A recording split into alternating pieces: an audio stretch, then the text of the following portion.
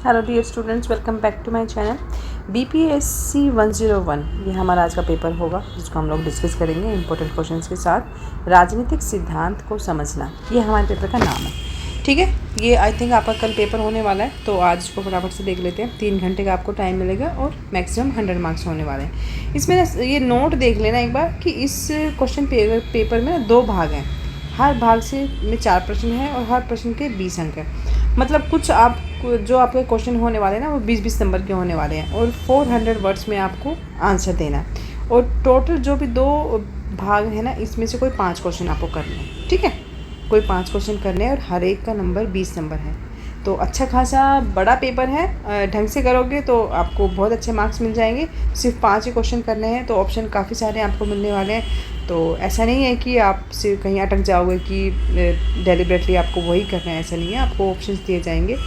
तो चलो paper start कर लेते हैं। जो सबसे पहले जो इम्पोर्टेंट क्वेश्चन आने वाला है, तो हमारा सबसे पहला जो इम्पोर्टेंट क्वेश्चन होने वाला है वो है राजनीतिक सहभागिता को प्रभावित करने वाले कारकों का वर्णन कीजिए। कि वो कौन कौन सी गतिविधियां होती हैं या कौन कौन से कारण होते हैं जिनकी वजह से जो राजनीतिक सहभागिता होती है उस पर इफ़ेक्ट होता है, वो प्रभावित होती है। तो इसमें हम सबसे पहले अपना इंट्रो लिखेंगे, जैसा कि हम हमेशा बोलते हैं।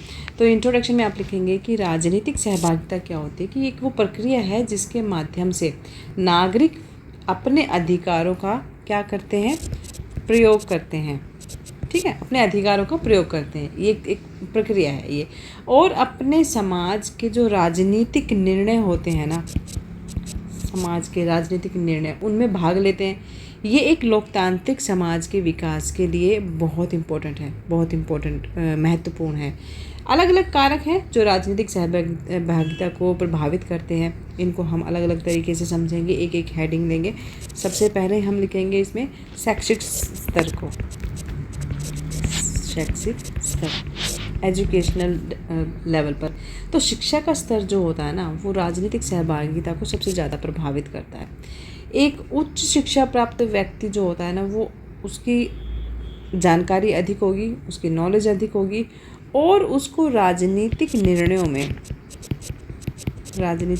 में भाग लेने के लिए सक्षम माना जाता है और वो सक्षम होता भी है।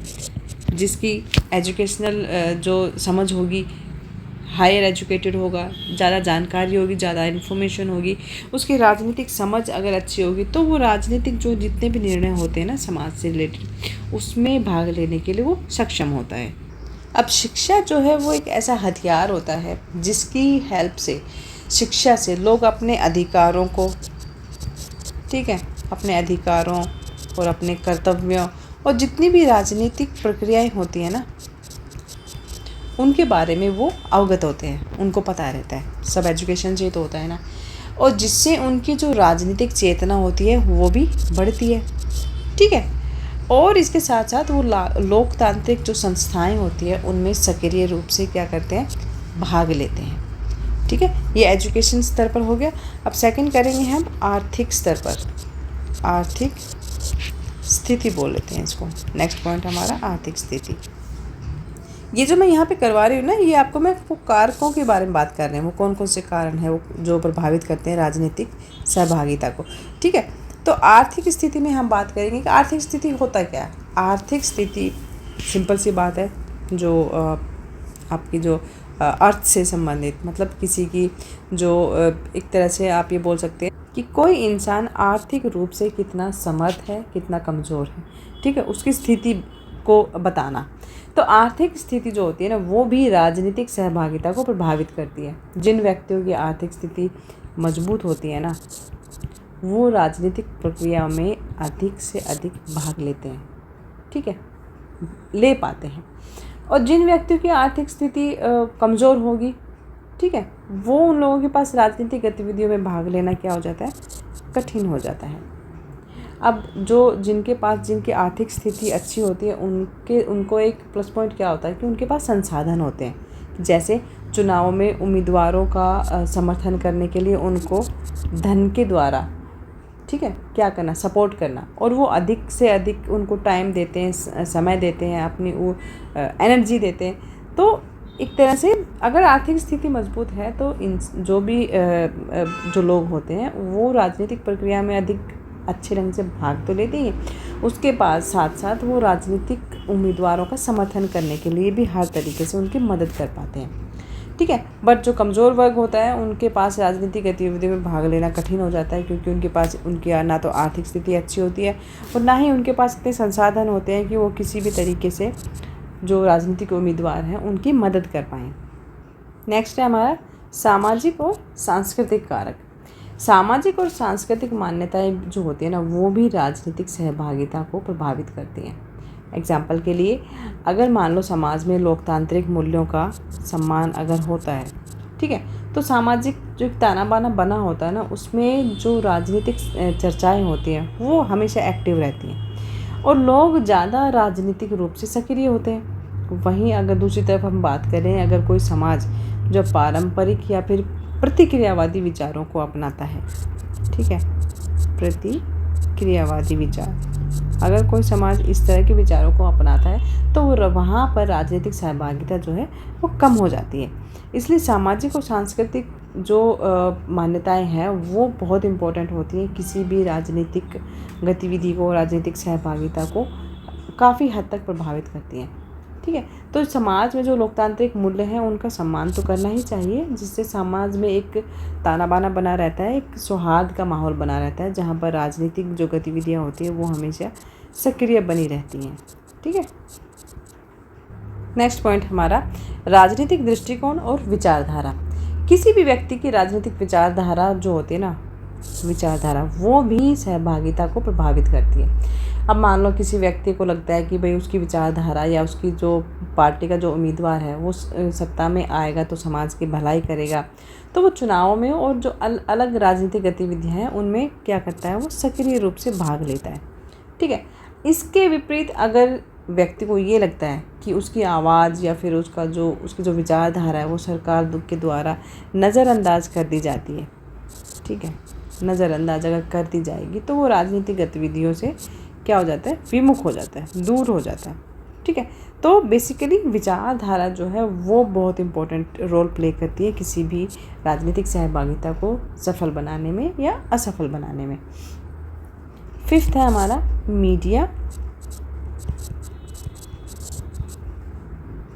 और सूचना का प्रभाव। ये तो आप लोग आजकल देख ही रहे हो कि मीडिया का क्या रोल है, बट फिर भी हम बात करेंगे यहाँ पर कि मीडिया जो है उसका भी राजनीतिक सहभागिता पर एक गहरा असर पड़ता है। ठीक है, समाचार पत्र हो गए, इसमें कौन कौन सी चीज़ें आती हैं, समाचार पत्र हो गया, रेडियो, टीवी, ठीक है, और इंटरनेट। आजकल तो इंटरनेट पर ही चल रहा है सब कुछ। ये सारे के सारे वो सोर्सेज हैं जिनसे लोग राजनीतिक घटनाओं का और राजनीतिक मुद्दों के बारे में क्या करते हैं, जानकारी लेते हैं। ठीक है, इन माध्यमों के माध्यम से जो जनता है वो राजनीतिक हो गया, सामाजिक मुद्दों की जानकारियाँ मिलती हैं। बेसिकली जो ओवरऑल जो ग्लोबल लेवल पर जो भी बातें होती हैं उन सब की जानकारी हमें मिलती है। इसके साथ साथ इसका जो सबसे बड़ा इम्पोर्टेंट जो एक असर पड़ता है वो ये है कि लोगों को निर्णय लेने में, डिसीज़न लेने में और अपनी राजनीतिक प्रक्रिया में भाग लेने के लिए वो प्रेरित करती है, क्योंकि ये सारे जो माध्यम है ना ये आपको बताते हैं कि एक तरह से आपकी विचारधारा भी बनाते हैं और जो आपके अपने थॉट होते हैं उनमें कहीं ना कहीं थोड़ा कुछ इम्प्लीमेंट भी करते हैं, जिससे आपको निर्णय लेने में भी हेल्प मिलती है। ठीक है, तो मीडिया का प्रभाव हो गया, सूचना का प्रभाव हो गया। सिक्स्थ पॉइंट है हमारा राजनीतिक नेतृत्व और दलों की भूमिका। राजनीतिक दल और नेता ये भी राजनीतिक सहभागिता को क्या करते हैं, प्रभावित करते हैं। कैसे प्रभावित करेंगे, अगर मान लो एक राजनीतिक पार्टी है वो एक प्रभावी ढंग से अपने समर्थकों से संवाद करती है, संवाद मतलब बातचीत करती है, उनके मुद्दों को प्राथमिकता देती है, ठीक है, और लोग उस पार्टी के साथ जुड़कर जो राजनीतिक गतिविधियां हैं उनमें भाग लेते हैं। इसके विपरीत इसका दूसरा एक रूप ये भी होता है कि अगर मान लो कोई नेता है वो जनता से दूर जाता है, ठीक है, जनता से दूर होते हैं। जनता से दूर होने का मतलब होता है कि जैसे तुमने सुना होगा ना कि लोग वोट मांगने आते हैं फिर 5 साल तक जनता के बारे में सोचते ही नहीं है, तो ये उसका मतलब यही है। और चुनाव में जो वादे करते हैं उनसे मतलब जो वादा खिलाफ़ी करते हैं, इससे जनता का जो राजनीतिक विश्वास होता है ना वो कमज़ोर हो जाता है और उनकी जो सहभागिता होती है वो सहभागिता में क्या होती है, फिर कमी होती है। ठीक है, 7th पॉइंट लिखेंगे संविधान का कानूनी ढांचा। कानूनी ढांचा और नागरिक अधिकार, ये दोनों चीज़ें जो है ना ये भी राजनीतिक सहभागिता को प्रभावित करती हैं। अगर नागरिकों को अपने अधिकारों का ज्ञान नहीं हो गया, ठीक है, अपने अधिकारों का ज्ञान नहीं होगा और उनके अधिकारों का सम्मान किया जाता है तो वो राजनीतिक प्रक्रिया में अधिक सक्रिय भागीदारी उनकी होती है। संविधान और कानून की जो एक स्थिति होती है ना वो नागरिकों को अपने अधिकारों की रक्षा, ठीक है, रक्षा करने का क्या करते हैं, भरोसा दिलाती है। क्योंकि कानून हमें ये अधिकार देता है, संविधान हमें ये अधिकार देता है कि हमारे जो अधिकार है उनकी रक्षा की जा सके।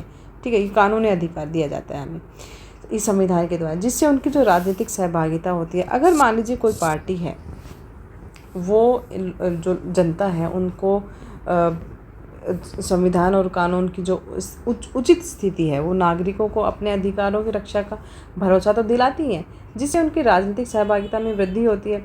और वृद्धि के साथ साथ जो लोग होते हैं जिनको अपने अधिकारों का पता, अपने कर्तव्यों का पता है, तो उनको वो एक तो निर्णय लेने में सक्षम होते हैं, दूसरे जो राजनीतिक जितनी भी सहभागिताएँ होती हैं वहाँ पर वो अपना बेस्ट देने की कोशिश करते हैं। इसके बाद हम लोग निष्कर्ष लिख देंगे अपना। निष्कर्ष में आप लिखेंगे कि राजनीतिक सहभागिता जो है वो अनेक कारकों से प्रभावित होती है। ठीक है, वो सारे हमने डिस्क्राइब कर लिए ऑलरेडी, जिसमें शिक्षा हो गया, सामाजिक, आर्थिक और राजनीतिक सारे तत्व शामिल होते हैं। इन कारकों को समझकर ही एक जो लोकतंत्र है, एक सक्रिय लोकतंत्र की स्थापना जो है वो संभव हो पाती है, जहाँ नागरिक अपनी भूमिका तो निभाते ही हैं, वो समाज के विकास में भी वो योगदान देते हैं। बस इतना सा आप निष्कर्ष लिख देना। नेक्स्ट क्वेश्चन देखते हैं। नेक्स्ट हमारा क्वेश्चन होगा नागरिकता के बारे में। नागरिकता पर भी अक्सर क्वेश्चन पूछा जाता है, तो हम रिसीव करेंगे नागरिकता पर एक लेख लिखिए, इससे आपसे क्वेश्चन पूछा जाएगा। तो सबसे पहले हम इंट्रोडक्शन लिखेंगे। इंट्रोडक्शन में लिखेंगे नागरिकता जो है वो एक कानूनी और राजनीतिक संबंध है। ठीक है, कानूनी और राजनीतिक क्या है, संबंध है। ठीक है, जो व्यक्ति को किसी विशेष राष्ट्र या राज्य का सदस्य बनाता है। ठीक है, ये अधिकार और कर्तव्यों का एक ऐसा समूह है जहाँ पर व्यक्ति को उस देश या उस राज्य से मिलता है। मतलब एक देश या एक राज्य से मिलने वाला एक वो अधिकार है, एक वो कर्तव्य है जिसको हम नागरिकता बोलते हैं। ठीक है, नागरिकता से न केवल किसी व्यक्ति को अलग अलग राजनीतिक, सामाजिक और आर्थिक अधिकार प्राप्त होते हैं। मैं लिख देती हूँ राजनीतिक, आर्थिक और सामाजिक, ठीक है, अधिकार प्राप्त होते हैं, बल्कि उसे उन कर्तव्यों और जिम्मेदारियां भी दी जाती हैं जो उसको अपने राज्य के लिए, देश के लिए निभानी पड़ती हैं। अब हम लिखेंगे नागरिकता के तत्व। नागरिकता के तत्व ये क्या होते हैं, इसके बारे में थोड़ी सी बात कर लेते हैं। नागरिकता जो है दो प्रमुख तत्वों पर आधारित होती है। एक तो होता है जन्म पर, ठीक है, और दूसरा होता है प्राकृतिकरण पर। ठीक है, इन दोनों को डिस्क्राइब करेंगे हम। जन्म से नागरिकता जो होती है ना वो उस देश में जन्मे व्यक्ति, जो मान लीजिए कोई इंसान किसी भी देश में उसका जन्म हुआ है तो उसको वहाँ पर स्वतः ही नागरिकता मिल जाती है। कई देशों में अगर मान लीजिए कोई व्यक्ति उस देश की सीमाओं के भीतर अगर उसका बर्थ हुआ है तो उसे नागरिक माना जाएगा, सिंपल सी बात है। तो ये जो सिद्धांत है, जो जन्म से नागरिकता जिनको मिलती है, इसको बोलते हैं जस्सोली। ठीक है, जस्सोली सिद्धांत बोलते हैं इसको। सेकंड है हमारा प्राकृतिकरण। हम बात करें प्राकृतिकरण की, तो प्राकृतिकरण होता है कि अगर कोई व्यक्ति जन्म से ही उस देश का नागरिक नहीं है, ठीक है, किसी देश का नागरिक नहीं है जन्म से, तो वो कुछ निश्चित कुछ प्रक्रियाएं होती हैं जिनको पूरा करके वो नागरिकता प्राप्त कर सकता है। इसमें कौन कौन सी चीज़ें आएंगी? एक तो निवास स्थान हो जाएगा, भाषा का ज्ञान, ठीक है, संस्कृति और कानून के प्रति वफादारी, ठीक है। ये सारी चीज़ें जो हैं शामिल होती हैं इस प्रक्रिया में, जो जस्ट सैंग्विस भी कहा जाता है इसको, जिसमें व्यक्ति के जो माता पिता है उनको राष्ट्रीय आधार पर उनको नागरिकता दी जाती है, ठीक है। अब हम बात करेंगे नागरिकता के अधिकार, ठीक है। नागरिकता के अधिकार, नागरिकता से हर व्यक्ति को कई प्रकार के अधिकार प्राप्त होते हैं, ठीक है। वो कौन कौन से होते हैं? जिसमें फर्स्ट होगा मताधिकार, ये तो हम सब जानते ही हैं, वोट का अधिकार। मताधिकार होता है एक नागरिक को चुनाव में मतदान करने का अधिकार होता है, जिससे वो सरकार के गठन में भाग ले सकता है और अपने नेताओं का चयन कर सकता है, ठीक है। सिंपल सा है, ये हम सबको पता है। सेकंड है संविधान द्वारा सुरक्षा, इसमें हम लिखेंगे कि नागरिकता के माध्यम से व्यक्ति को संविधान के द्वारा अलग अलग अधिकार दिए गए हैं और स्वतंत्रताएं दी गई हैं, ठीक है। जैसे वो कौन कौन सी हैं? स्वतंत्रता का अधिकार हो गया, ठीक है, समानता का और न्याय की गारंटी लिख सकते हैं हम। Got it. थर्ड पॉइंट लिखेंगे हम राज्य से संरक्षण।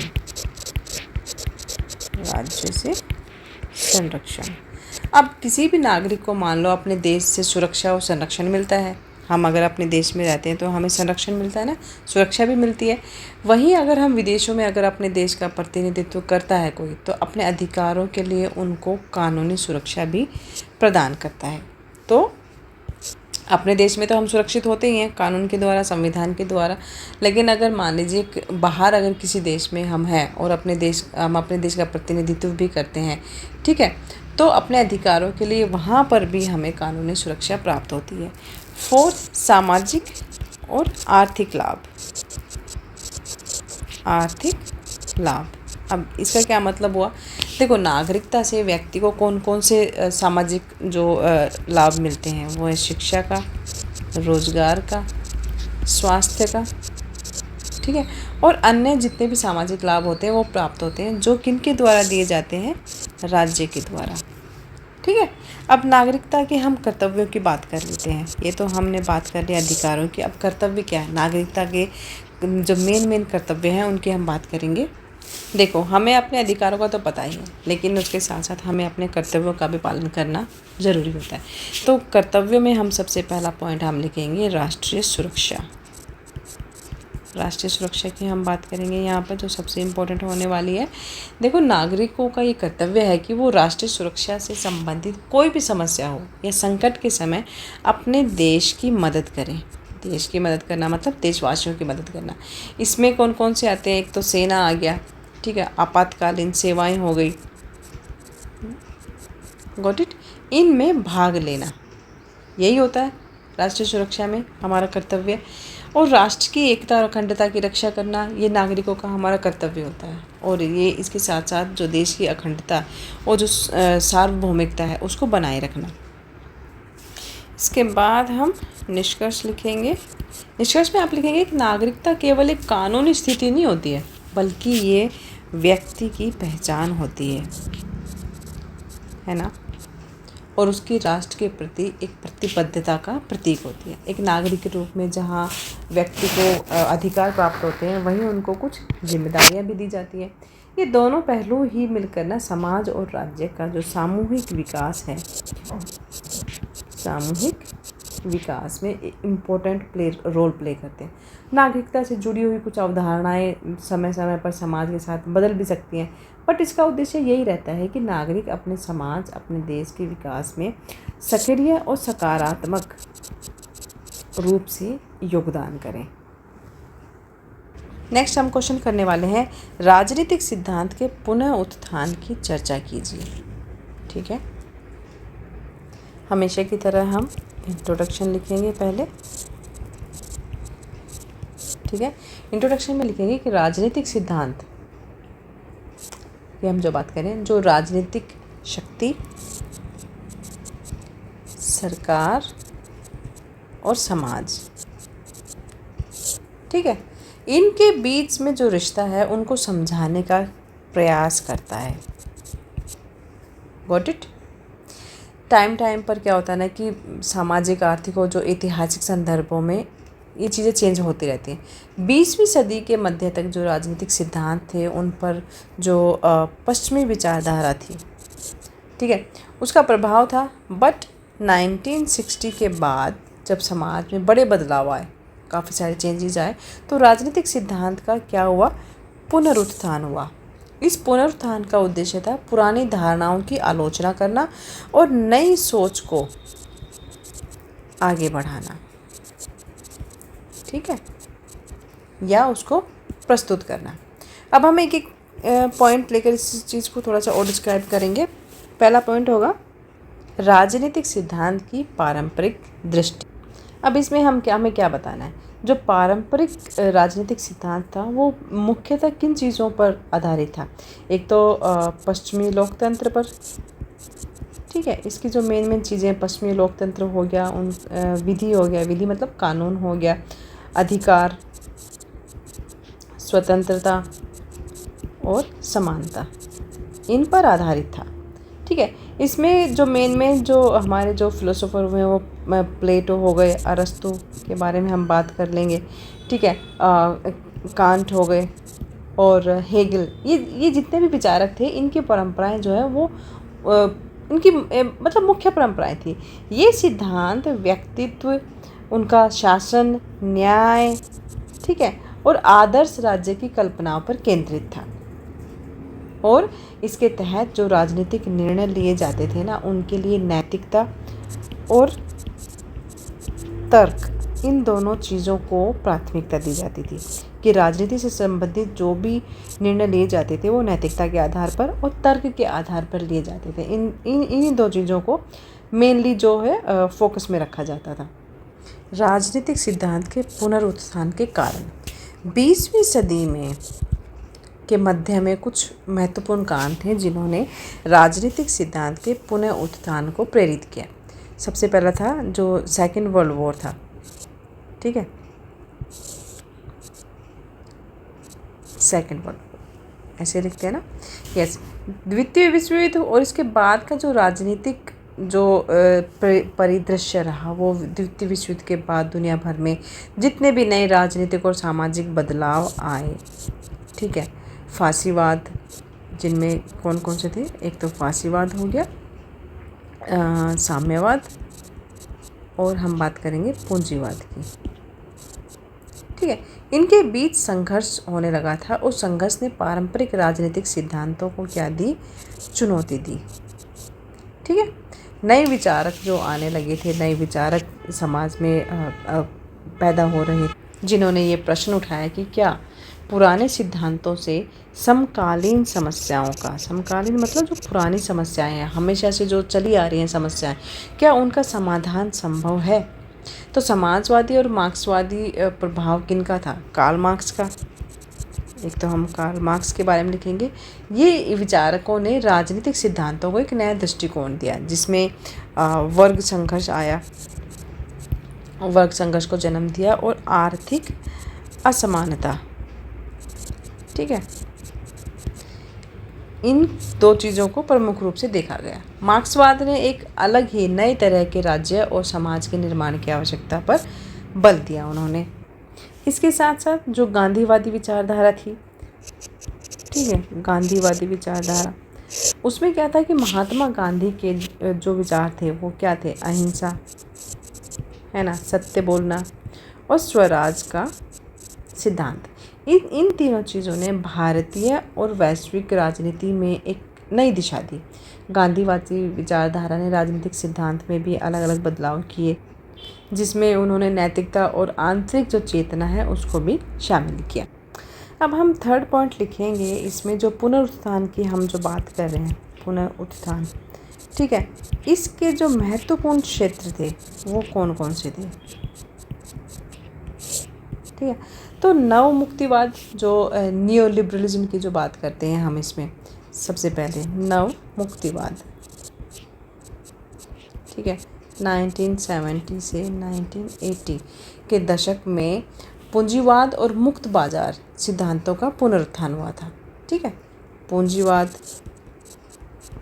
और मुक्त बाजार, जिसके अंतर्गत होता है क्या था कि व्यक्तित्व और बाजारीकरण पर जोर दिया गया।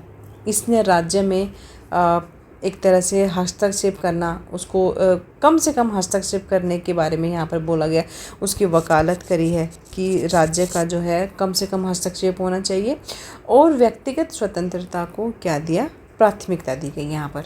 ठीक है, राजनीतिक सिद्धांत और मानवाधिकार, फोर्थ पॉइंट हम लिखेंगे राजनीतिक सिद्धांत और मानवाधिकार। ठीक है, 20वीं सदी में मानवाधिकारों और लोकतांत्रिक जो मूल्य थे उनका महत्व बढ़ गया था। ये सिद्धांत जो था इस विचार पर आधारित था कि सभी मनुष्यों को समान अधिकार दिए जाने चाहिए और उसके साथ साथ समान स्वतंत्रता दी जानी चाहिए। ठीक है, मिलनी चाहिए। इसके अंतर्गत जो जॉन रॉल्स इन विचारकों ने न्याय और समानता की नई परिभाषा दी। फेमिनिज्म और जो पोस्ट कॉलोनियल सिद्धांत थे, इन्होंने भी महिला अधिकारों और जो उपनिवेशवाद के खिलाफ एक अलग विरोधी विचारधारा ने राजनीतिक सिद्धांत को एक नई दिशा दी। तो हम इसमें 5th पॉइंट लिखेंगे फेमिनिज्म, ठीक है, और पोस्ट कॉलोनियलिज्म। तो इसमें बेसिकली क्या था, फेमिनिज्म मतलब महिला अधिकारों की बात होने लगी थी। इन्होंने उपनिवेशवाद के खिलाफ विरोधी विचारधाराएं जितने भी थी उनको राजनीतिक सिद्धांत को एक नई दिशा दी। फेमिनिस्ट सिद्धांत जो थे उसने सत्ता और लिंग के आधार पर, लिंग मतलब जेंडर के आधार पर संबंधों को फिर से परिभाषित करने की कोशिश की, जबकि जो पोस्ट कॉलोनियलिज्म था उसमें विचारधारा ने उपनिवेशी शासन के प्रभावों को समझने की कोशिश की यहाँ पर। फिर हम 6th पॉइंट लिखेंगे राजनीतिक सिद्धांत का समकालीन परिप्रेक्ष्य।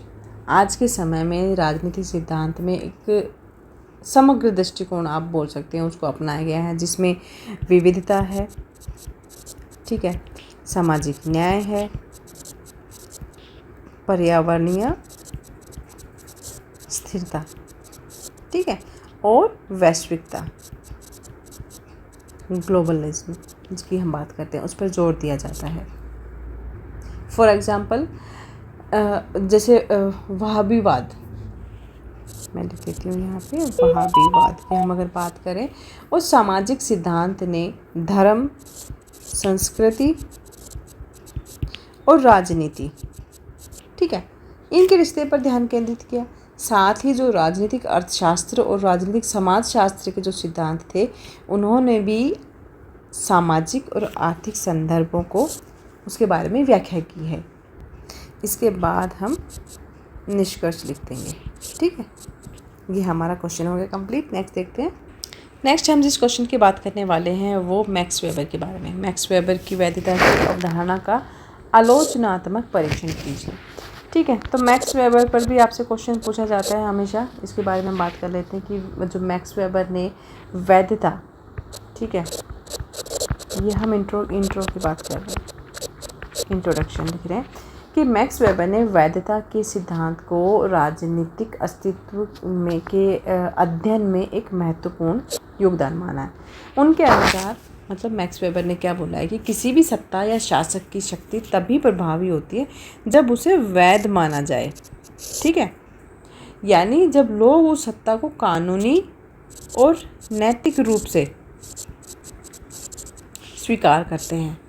ठीक है, मैक्स वेबर ने इस अवधारणा को 3 अलग अलग वर्गों में जो विभाजित किया है, जिसमें एक तो परंपरागत वैधता, एक तो ये आती है। ठीक है, परंपरागत वैधता, चैरिस्मेटिक लेजिटिमेसी वैधता और कानूनी वैधता की हम बात करते हैं यहाँ पर। ये 3 इन्होंने बताई हैं, और इसके साथ साथ इन तीनों ही प्रकारों के माध्यम से वेबर जो है वो ये स्पष्ट करना चाहते हैं कि अलग अलग प्रकार की राजनीतिक व्यवस्थाएं और जो नेतृत्व शैली होती है ना, नेतृत्व करने का तरीका होता है, वो अलग अलग अवधारणाओं पर निर्भर करती है। तो इस यहाँ पर हम मैक्स वेबर के बारे में बात करने वाले हैं। तो वैधता की जो 3 श्रेणियाँ हैं, सबसे पहले हम उस पर बात करेंगे। तो इसमें सबसे पहले जो परंपरागत वैधता है, हम उसकी बात कर लेंगे। तो परंपरागत वैधता क्या होती है कि ये वैधता सबसे पुरानी और सामान्य अवधारणा है, जिसमें सत्ता को परंपराओं, ठीक है, परंपराएं हो गए, रिवाज हो गए, रीति रिवाज जो होते हैं ना, और सामाजिक विश्वास, ठीक है, इनसे मान्यता प्राप्त होती है। मतलब पुराने टाइम में जो सबसे पुरानी जो रीति रिवाज होते थे, जो वैधता थी, उसमें सत्ता जो होती थी वो परंपराओं पर, रिवाजों पर, विश्वासों पर आधारित होती थी। इनके द्वारा उनको मान्यता मिलती थी। उदाहरण के तौर पर जैसे राजशाही होती थी, सामंती व्यवस्था में ये देखा जाता था कि जो राजा था उसको उसकी ऐतिहासिक परंपराएं और वंशावली से उसकी जो वैधता मिलती थी उसको, कि उसका वंश देखा जाता था कि किस वंश से है, और किस उसकी जो वंश की जो ऐतिहासिकता थी उसको उन सारी चीज़ों को ध्यान में रखते हुए उसको वैधता दी जाती थी। अब अगर हम इस पॉइंट की आलोचना करें, ठीक है, आलोचना भी तो करनी है ना हमने, तो आलोचना ये है कि ये अवधारणा अब काफ़ी हद तक, मतलब इस तरह की चीज़ों को के आधार पर अब राजनीति नहीं होती है, सरकारें नहीं बनती है।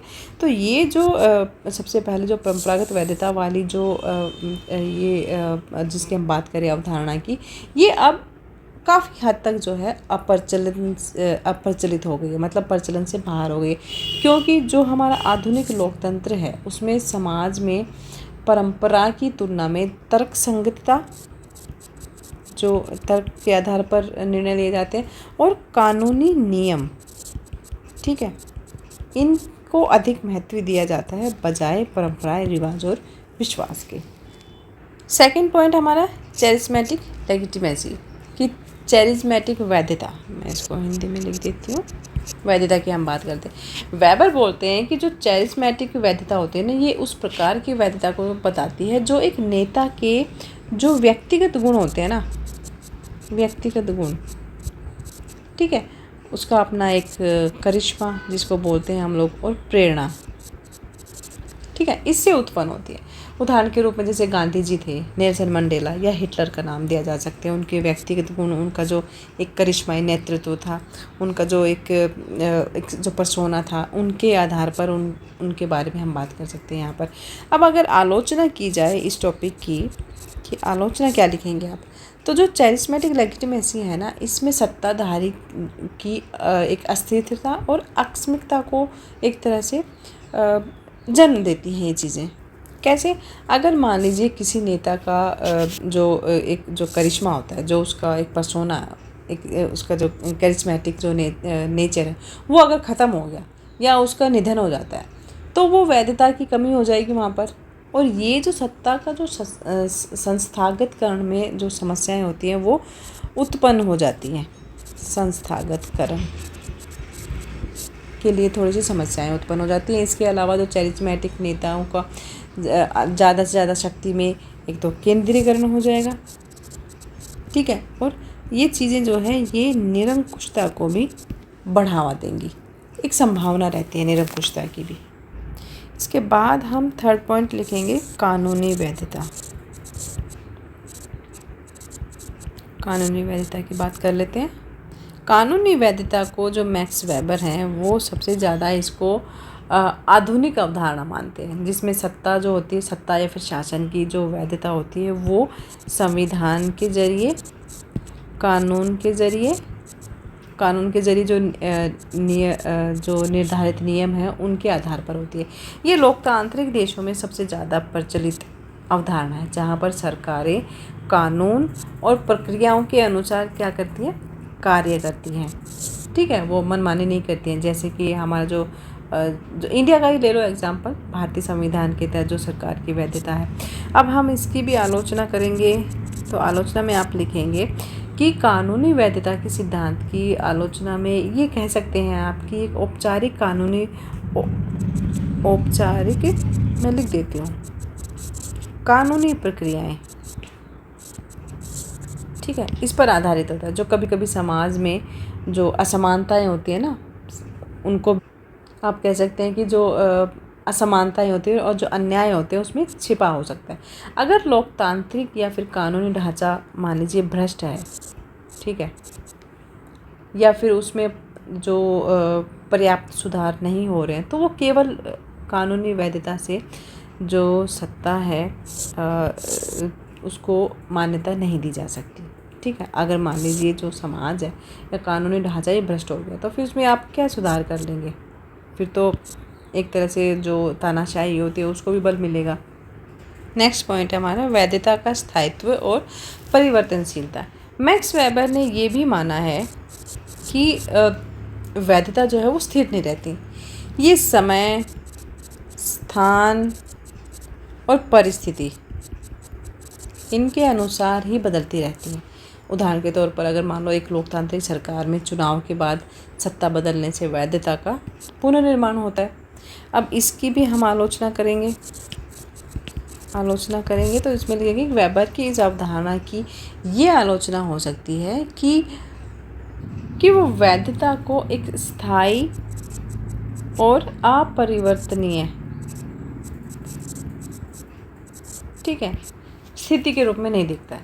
कभी कभी सत्ता केवल समय के साथ बनती है, बदलती रहती है, जबकि इसके लिए अलग अलग विशेष विचार और जांच की आवश्यकता होती है कि क्या ये असली वैधता है या केवल जो सत्ताधारी होते हैं उनके द्वारा प्रतिबंधित एक अस्थायी स्थिति है, ठीक है। इसके बाद आप निष्कर्ष लिख देना मैक्स वेबर के बारे में। तो चलिए मिलते हैं नेक्स्ट वीडियो में। Take care and bye bye.